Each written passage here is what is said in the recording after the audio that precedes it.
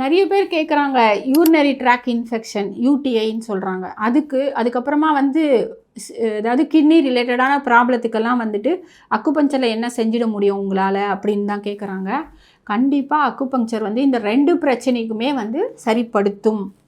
எப்படின்னு பார்த்தீங்கன்னா, கிட்னியில் வந்து ஏற்படக்கூடிய இந்த கிட்னரி ட்ராக்கில் ஏற்படக்கூடிய இந்த இன்ஃபெக்ஷன் இருக்குது பார்த்தீங்களா, இது வந்து எந்த காரணத்தினால ஏற்பட்டிருந்தாலும் நீங்கள் ஆஃப்டர் டெஸ்ட் எடுத்து பார்த்த உடனே இது யூடிஐன்னு சொல்லும் பொழுது அதுக்கு வந்து நீங்கள் வந்து ஆன்டிபயோட்டிக் கொடுப்பாங்க.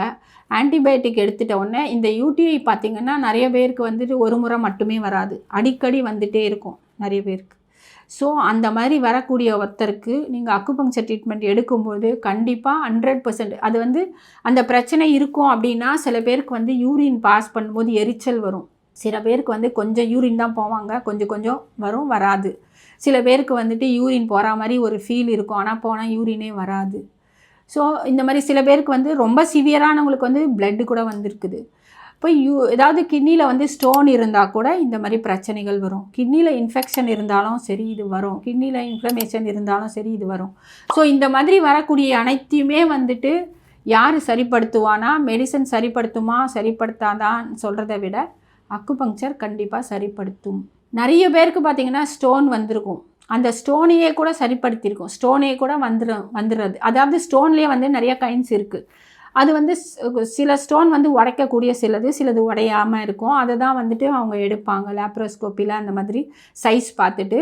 பட் இதை வந்து நாங்கள் வந்துட்டு கொஞ்சமாக இருக்கும்போது கண்டிப்பாக வெறும் அக்குபங்சர் நீடில் போட்டே இந்த ஸ்டோன்ஸ் வெளியே வர்றதை பார்த்துருக்கோம் நிறைய பேருக்கு. ஸோ கிட்னி ப்ராப்ளம் எதுவாக இருந்தாலும் ஒன்றும் இல்லை, கிட்னியில் வந்துட்டு கிரியாட்டினின் பார்த்திங்கன்னா இருக்கும், யூரிக் ஆசிட் பார்த்திங்கன்னா அந்த பிரச்சனை வந்து கால் எரிச்சல் உடம்பு வலி நிறைய பேர் யூரிக் ஆசிட் பார்த்திங்கன்னா அவ்வளோ இருக்கும். ஸோ அவங்களுக்கெல்லாம் வந்துட்டு மெடிசன் எடுத்து கூட எனக்கு சரியாகலை, கால் பாதம் எரிச்சல் இருக்குது, உடம்பு வலி இருக்குது அப்படின்னு சொல்லுவாங்க. ஸோ அவங்களுக்கு அக்குபங்சர் கொடுக்கும்பொழுது அவங்களுக்கு இந்த பிரச்சனை அதை நான் சொல்கிறேன் 2 நாள் அந்த எரிச்சல், ஒரு நாளே சரியாகும், எக்ஸ்ட்ரா ஒரு நாள் எடுத்துகிட்டா 2 நாள் தான் அந்த பாதம் எரிச்சல் கண்டிப்பாக சரியாகும். பாதத்தில் வலி கூட வரும் நிறைய பேருக்கு.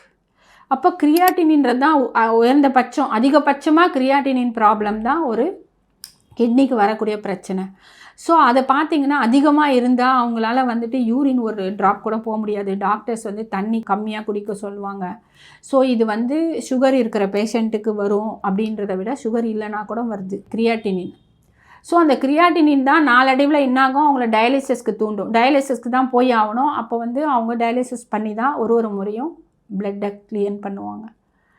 இந்த மாதிரி டயாலிசிஸில் போய் பல காலமாக பண்ணிகிட்டே இருக்கும்பொழுது பல வருஷத்துக்கு அப்புறம் கிட்னி கிடைச்சவங்க கிட்னி டிரான்ஸ்பிளான்ட் பண்ணிக்கிறாங்க. எல்லாருக்குமே கிட்னி கிடைக்கும்னு சொல்ல முடியாது.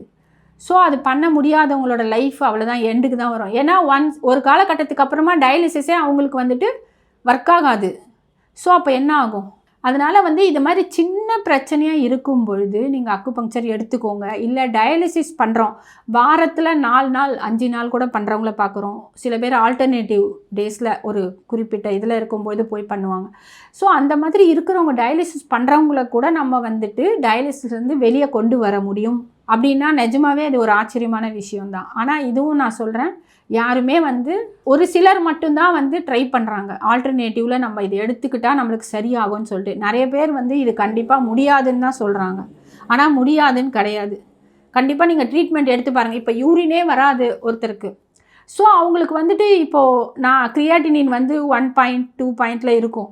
ஸோ நம்ம அவங்க யூரினே வராமல் அவஸ்தைப்படும் போது நீடில் போட்டு அடுத்த ஒரு 40 மினிட்ஸ் கழித்து அவங்க நேராக போய் பாத்ரூமில் யூரின் தான் பாஸ் பண்ணுவாங்க. அதை அக்குபங்சர் பண்ணும். இது ஏன் நம்ம அப்போ பண்ணக்கூடாது?